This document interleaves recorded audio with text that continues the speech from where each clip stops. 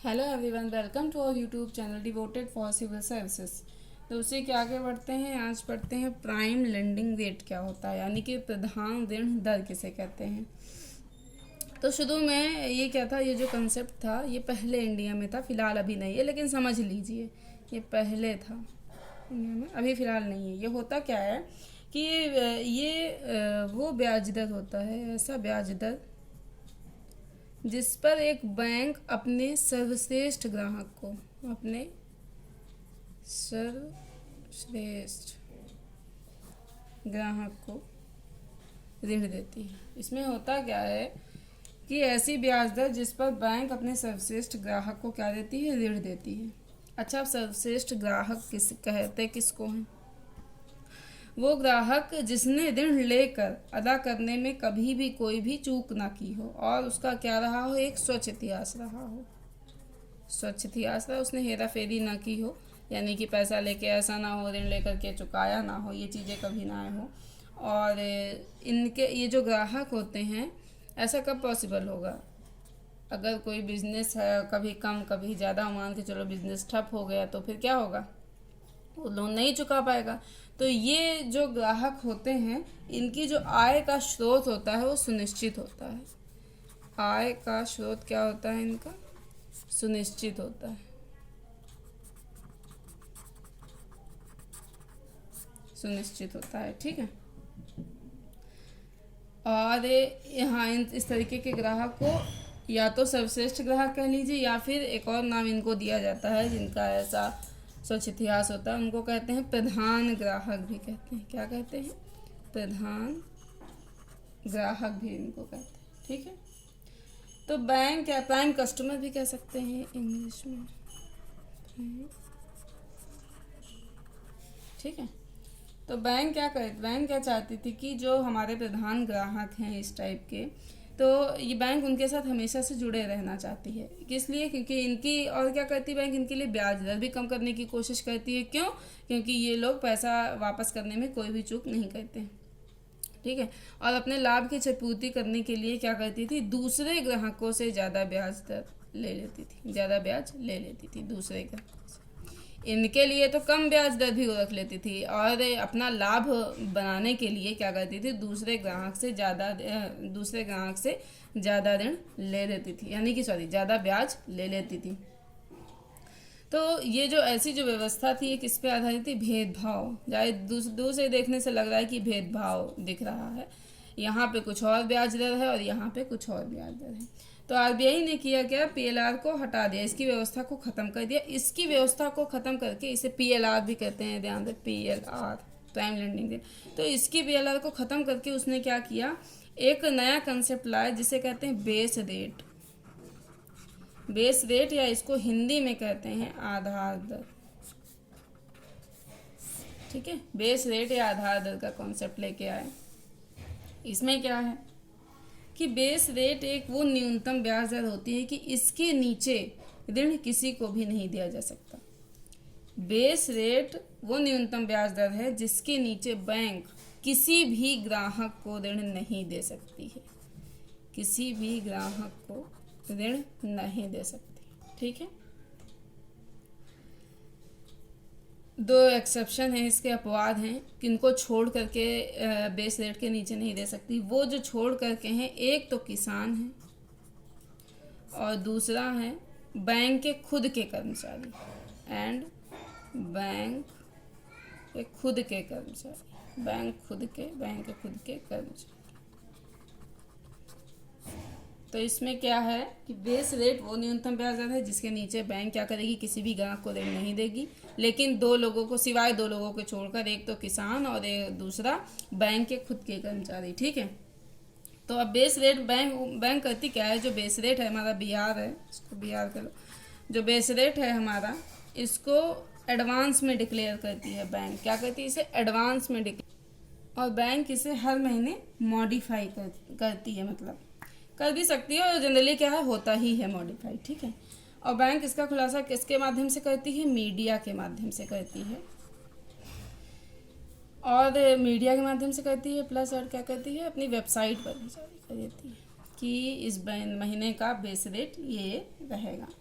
तो इसकी गणना करना, और हाँ एक बात ध्यान रहे, जाहिर सी बात है हर महीने होता है तो हर चीज़ डिसाइड करके होती है, कोई भी ऐसी चीज़ नहीं है कि जो रैंडमली हो जाए कि आज ये आज ऐसा नहीं है, बाकायदा डिसाइड होकर प्रॉपर तरीके से होता है। ठीक है, अब दूसरा क्या है कि इसकी, हाँ ये जो बेस रेट है, बेस रेट, इसकी गणना के लिए 4 फैक्टर होते हैं।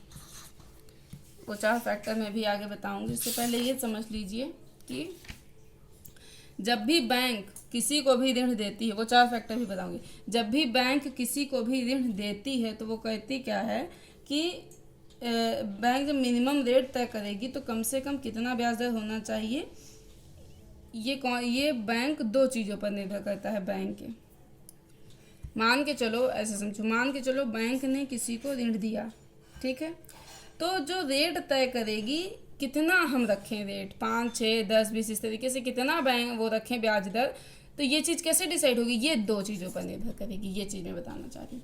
ये 2 चीज़ क्या है उसे देख लीजिए। एक तो क्या है, बैंक अपने, पहला क्या है, बैंक अपने खर्चे निकाल देगी जो भी होगी। दूसरा क्या है, बैंक कितना प्रॉफिट बनाना चाहती है। ये बात समझ में आई। तो बैंक जब किसी को ऋण देती है तो 2 चीज़ों को ध्यान देगा, एक तो खर्चे, दूसरा प्रॉफिट, उसके बाद जो है ऋण देती है। अब बेस रेट में जो 4 चीज़ें हैं उनको समझ लीजिए। मैंने भी बताया ना कि बेस रेट में क्या है, 4 चीज़ें हैं, उनको देख लीजिए क्या क्या है। पहला है हमारा प्रॉफिट मार्जिन। पहला हमारा क्या है, प्रॉफिट मार्जिन, इसको कहते हैं, हाँ प्रॉफिट मार्जिन, इसको इंग्लिश में ही ध्यान में रखिए, नहीं तो हिंदी का भी मैं अच्छा आपको बता देती हूँ। वांछनीय लाभ इसको कहते हैं, हिंदी में जो लोग लिखना चाहे, वांछनीय लाभ, इसका मतलब समझ लीजिए, वांछनीय लाभ। ठीक है, इसमें क्या होता है कि प्रॉफिट ये डिसाइड करती है कि हमको कितना लाभ इसमें रखना है, ये प्रॉफिट मार्जिन में डिसाइड होता है। दूसरा, नाम से ही परिचित है। दूसरा, ऑपरेशनल कॉस्ट, ऑपरेशनल कॉस्ट, इसमें क्या है कि परिचालन में होने वाला व्यय, यानी कि परिचालन पर व्यय लिख सकते हैं, परिचालन पर व्यय, इसको हिंदी में परिचालन पर व्यय। जैसे क्या, जैसे समझ लीजिए कि जैसे बिजली हो गया, ठीक है, बिजली भी खर्च होती है, और जो बिल आता है उसका वो गया, पानी हो गया, ठीक है, फर्नीचर, ETC, इस तरीके से। ठीक है, अब तीसरा आता है cost of deposit, cost of deposit, इसको कहते हैं, हिंदी में भी इसका लिख लीजिए, जमा राशि पर होने वाला व्यय। हिंदी में लिख लीजिए आप लोग, जमा राशि पर होने वाला व्यय। ठीक है, तो मान के चलो यदि आपके बैंक में कितने रुपए हैं, 100 रुपये हैं। ठीक है, तो 100 रुपये पे बैंक जो ब्याज देती है, जो भी देती हो 3.5-4%, बैंक जो ब्याज देती है वो बैंक का कहलाता है कॉस्ट ऑफ डिपॉजिट। बैंक ने मान के चलो इस पर 3.5% का ब्याज दिया, या 3.5 रुपये दिए इस पर, तो ये कहलाएगा cost of deposit, cost of deposit. समझ में आ गया होगा आप लोग को। अब बात करते हैं अगला, चौथा क्या है, निगेटिव रिटर्न ऑन CRR। ये क्या होता है, निगेटिव रिटर्न ऑन CRR, इसको लिख लीजिए हिंदी में, CRR के कारण उत्पन्न होने वाली क्षति, के कारण उत्पन्न लिख दीजिए, उत्पन्न होने वाली क्षति है क्या, इसको समझ लीजिए। देखिए CRR में हमने क्या बताया था, आप लोगों को याद होना चाहिए, अगर आप लोग रिवीजन कर रहे होंगे तो 100% याद आ गया होगा कि CRR क्या है, इस समय कितना है, ये भी याद आ गया होगा। लेकिन अगर आप लोग नहीं कर रहे हैं तो नहीं याद आएगा, तो कोशिश कीजिए पूरा पढ़िए, पूरी वीडियो देखिए, ताकि आपको याद रहे। CRR जब मैं बोलूँ तो हवा हवा ही ना रहे, क्या है क्या नहीं है, तो पूरा माइंड में आना चाहिए। तो CRR होता क्या है कि बैंक के कुल जमा राशि में एक अलग की गई जो धनराशि होती है वो बैंक क्या करती है, RBI के पास रख देती है। मैंने ऐसा आप लोगों को बताया था, किसके पास रख देती है, RBI के पास रख देती है। तो लेकिन होता क्या है, मैंने ये भी बताया था कि जो CRR होता है उसका प्रयोग नहीं कर सकते हैं, बैंक नहीं कर सकता है और ना ही RBI करती है। ऐसा नहीं कि RBI यूज़ करेगी, उसका प्रयोग बैंक नहीं कर सकते हैं और ना ही RBI कर सकते हैं। तो ये जो CRR का पैसा है कहाँ से निकलता है? बैंक के डिपॉजिट से ही तो निकलता है CRR का पैसा, कहीं और से तो निकलता नहीं। जब बैंक के डिपॉजिट से निकलेगा, जिसने भी जमा किया होगा बैंक के डिपॉजिट से निकलेगा, तो बैंक तो उस पर इंटरेस्ट देगी ही, बैंक तो इंटरेस्ट दे ही रही है। CRR का पैसा बैंक के डिपॉजिट से निकल रहा है तो बैंक तो उस पर इंटरेस्ट देगी ही, जो भी बनता होगा इंटरेस्ट। लेकिन ये पैसा उठा करके बैंक RBI को दे रही है, बैंक को तो इस पैसे पर कुछ नहीं मिल रहा है। ऐसा तो है नहीं कि पैसा उठा के वो कोई ऋण दे दे मतलब तो उसको उससे प्रॉफिट हो जाए, ऐसा तो है नहीं। ये पैसा बैंक उठा करके RBI को दे रही है, तो इस पैसे पर बैंक को तो कुछ मिल नहीं रहा है, ना तो बैंक को मिल रहा है, और चूंकि RBI भी इस पैसे का यूज नहीं कर रही और ना ही RBI को कुछ मिल रहा है। तो इसका मतलब क्या है, CRR रखने में बैंक को नुकसान है। बात समझ में? CRR रखने में बैंक को नुकसान होता है, RBI को भी नुकसान होता है, भाई उसको भी तो नहीं मिल रहा है इंटरेस्ट। तो इसी को कहते हैं निगेटिव रिटर्न ऑन CRR। बात आई होप आप लोगों को समझ में आ गई होगी। अगर नहीं समझ में आई है तो बैक जाइए, वीडियो को बैक कीजिए, क्योंकि ये सुविधा है कि आप इसे देख सकते हैं बार बार, तो आप उसमें जाके देख सकते हैं। ठीक है, आगे बढ़ते। अब क्या है कि जो बेस रेट होता है हमारा, ये बात इतनी समझ में आ गई होगी आई होप। अब जो हमारा बेस रेट है उसको देख लीजिए। बेस रेट हर बैंक का अलग अलग होता है। क्यों? क्योंकि कोई बैंक छोटी है तो कोई बैंक बड़ी। बेस रेट हर बैंक का अलग अलग होता है, क्योंकि कोई बैंक छोटी है कोई बैंक बड़ी है। इस कहने का मतलब किसी के पास पैसा प्लस में बहुत ज़्यादा है और किसी के पास थोड़ा कम पैसा है या कभी कभी निगेटिव में भी पैसा है। तो बेस रेट हर एक बैंक का अलग अलग होता है। जो RBI है, RBI हमारी, वो रेपो रेट तो चेंज करती रहती है। ठीक है, बैंक से उम्मीद भी ये करती है कि बैंक भी अपना बेस रेट चेंज कर दे। तो मान के चलो कि RBI ने रेपो रेट बढ़ा दिया। ठीक है, RBI ने रेपो रेट बढ़ा दिया, बैंक को भी रेपो रेट बढ़ाना चाहिए। मान के चलो RBI ने बढ़ाया रेपो रेट, RBI ने रेपो रेट बढ़ाया 1%। पता बैंक कितना बढ़ाएगी? बैंक बढ़ा देगी केवल 0.25%, कहेगी मैंने बढ़ा तो दिया है। ठीक है भाई, बढ़ा दिया है। अब मान के चलो क्या बोलते हैं, RBI ने रेपो रेट को क्या किया? कम कर दिया। कितना कम किया? 1% या 2%, मान लो 2% कम कर दिया। और फिर ये कितना बैंक रेट अपना कितना करेंगे कम? ये मात्र करेंगे 1% या उसमें भी 0.50%, ऐसे ये लोग कम कर देंगे। जब इससे कोई मतलब जब RBI कहेगी भाई इतना क्यों किया, कहा कर तो रहे हैं ना। अब बैंक फिर कहती क्या है कि इतना कम हमने क्यों किया? बैंक कहती थी कि बेस रेट की कैलकुलेशन है, जो रेपो रेट की चूंकि कोई भूमिका नहीं होती है। जब हम बेस रेट का कैलकुलेशन करते हैं, बेस रेट का, तो उसमें रेपो रेट की कोई भूमिका ही नहीं होती है। तो फिर आपके रेपो रेट के बढ़ने या घटने से हम अपना बैंक रेट उसी अनुपात में क्यों घटाएं या बढ़ाएं, क्यों घटाएं या बढ़ाएं। आई होप आप लोग को समझ में आ रहा होगा मैंने क्या कहा। बैंक ने कहा कि आपके रेपो रेट से बढ़ने या घटने से मेरे बेस रेट की कैलकुलेशन में तो कोई भूमिका है नहीं उसकी, तो फिर हम अपना उसी अनुपात में बेस रेट क्यों घटाएं या बढ़ाएं, ऐसा कहा बैंकों ने। तो RBI ने कहा कि ठीक है भाई, बात तो आप सही कह रहे हैं। फिर कहा गया कि ये तो कोई ज़रूरी नहीं है कि जो RBI मतलब जो बैंक हैं, ये कोई ज़रूरी नहीं है कि सभी बैंक्स, टोटल बैंक्स RBI से क्या ले, पैसा ले ही या ऋण ले ही, ये कोई ज़रूरी तो नहीं। चूँकि रेपो रेट तो वो ब्याज दर है जिस पर बैंक RBI से कर्ज लेती है। रेपो रेट क्या है? वो ब्याज दर है जिस पर बैंक RBI से कर्ज लेती है या ऋण लेती है, बात एक ही है, ऋण लेती है। अब अगर बैंक मान के चलो कोई चला रहा है ए नाम का पर्सन, ए के पास पर्याप्त धनराशि है, ए नाम का पर्सन कोई बैंक चला रहा है और ए के पास पर्याप्त धनराशि है, तो क्या वो आरबीआई से ऋण क्यों लेगा? नहीं लेगा। कहेगा मेरे पास खुद ही इतना ढेर सारा पैसा है, हम क्यों लें आरबीआई से ऋण?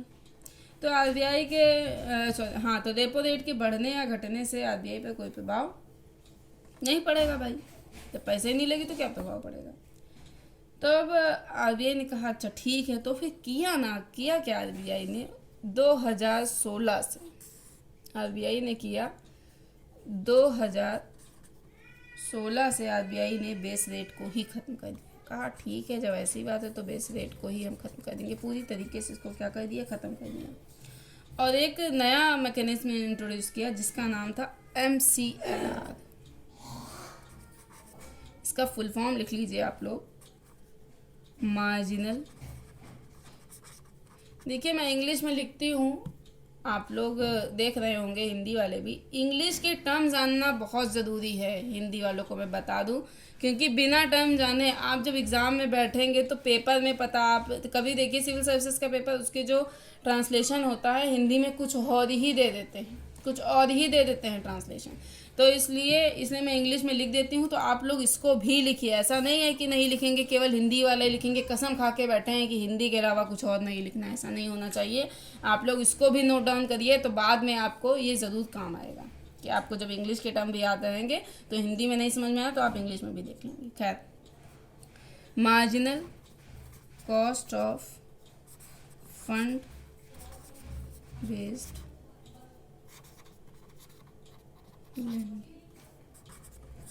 रेट, ठीक है, बात समझ में आया ये MCLR? तो ये MCLR है हमारा। अब MCLR में है क्या, अब नई डेफिनेशन इसकी क्या है कि ये वो ब्याज दर होती है कि जिसके नीचे बैंक किसी भी ग्राहक को ऋण नहीं दे सकता है, जैसा कि बेस रेट में था, लेकिन इसमें थोड़ा चेंज है, समझिए क्या चेंज है। ये वो ब्याज दर होती है जिसके नीचे बैंक किसी को ऋण नहीं दे सकता है, जिसके नीचे बैंक किसी को भी ऋण नहीं देगा, किसी भी ग्राहक को, दो को छोड़कर। जैसा पहले मैंने बताया था, किसको किसको छोड़ा था, याद आना चाहिए माइंड में, किसको छोड़ा था। याद आ गया हो तो अपने माइंड में याद कर लीजिए। एक तो किसान था और दूसरा था बैंक के खुद के कर्ज, बैंक के खुद के कर्ज, ठीक है, ये।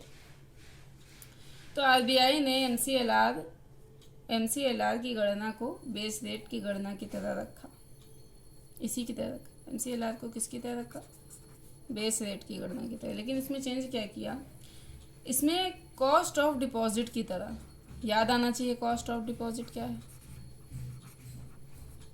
जमा राशि जो होती है जमाकर्ता की, उसके बदले में जो बैंक ब्याज देती है, कॉस्ट ऑफ डिपॉजिट, ठीक है। अभी पीछे बताया है, अभी बैक करके देख लीजिए ना समझ में आए।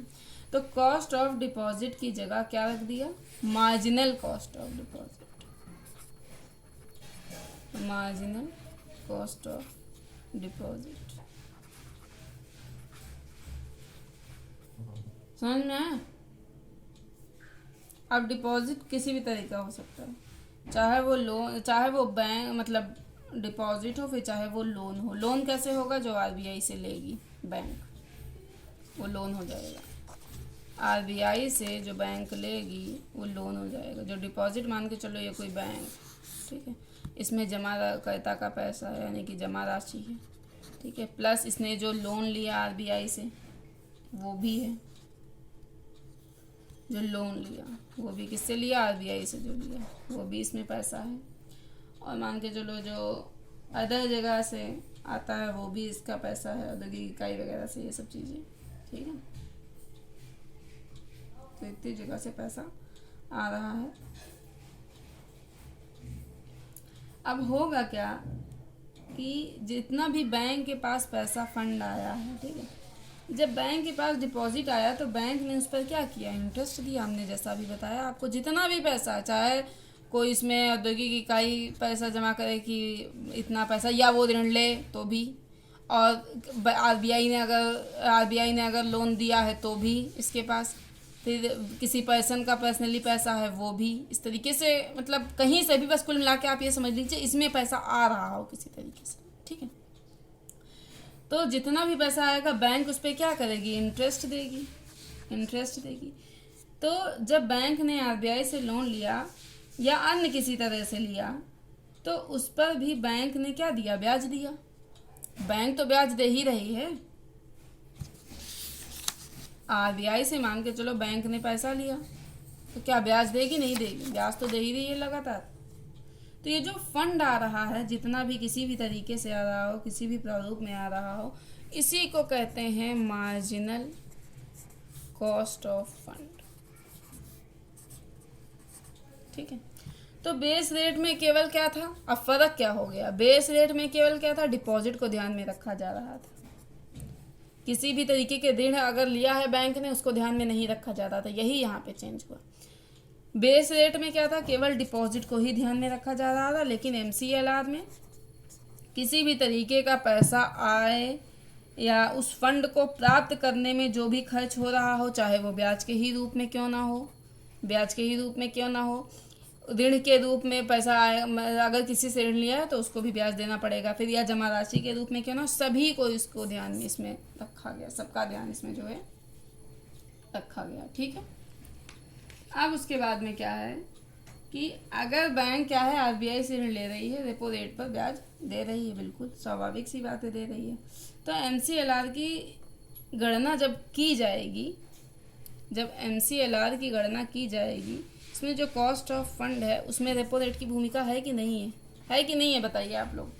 और अगर है तो कैसे है, वीडियो रोक करके नीचे कमेंट सेक्शन में जाके बताइए कि ऐसा कैसे, ठीक है।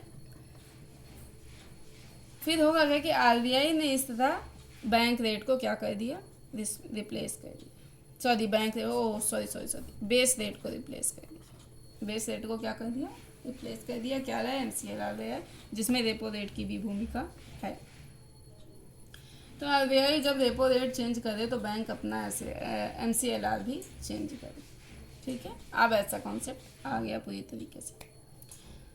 तो बैंकों के लिए जो कॉस्ट ऑफ फंड को अब था क्या, कैलकुलेट करना बहुत ही मुश्किल हो रहा था। जो एमसीएलआर का कॉन्सेप्ट था ये थोड़ा सा मुश्किल हो रहा था बैंक्स के लिए, कहा कि ये तो बहुत कॉम्प्लेक्स होता जा रहा है। फिर आरबीआई ने चेंज किया, कहा चलो भाई, अब आरबीआई ने क्या किया कि एमसीएलआर को रिप्लेस करके वो लेके आए आरएलएलआर, ये कॉन्सेप्ट इन्होंने दिया आरएलएलआर। इसका फुल फॉर्म आप लोग लिख लीजिए, रेपो लिंक्ड लेंडिंग रेट,